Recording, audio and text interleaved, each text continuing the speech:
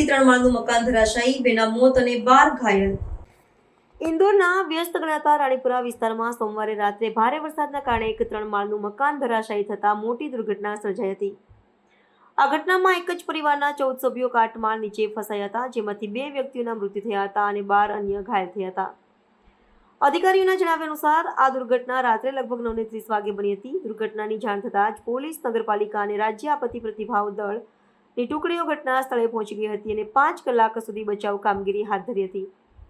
કાટમાળ નીચે ફસાયેલા લોકોને બહાર કાઢીને મહારાજા યશવંતરાય સરકારી હોસ્પિટલમાં દાખલ કરવામાં આવ્યા હતા। મૃતકોની ઓળખ 20 વર્ષીય અલીફા અને ફહીમ તરીકે થઈ છે।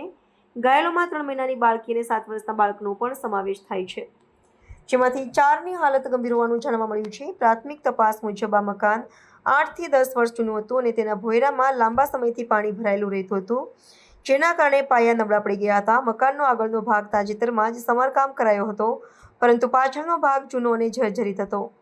જિલ્લા કલેક્ટર શિવમ વર્માએ ઘટનાની સંપૂર્ણ તપાસના આદેશ આપ્યા છે અને કહ્યું છે કે મકાનના પાયાની સ્થિતિની પણ તપાસ કરવામાં આવશે।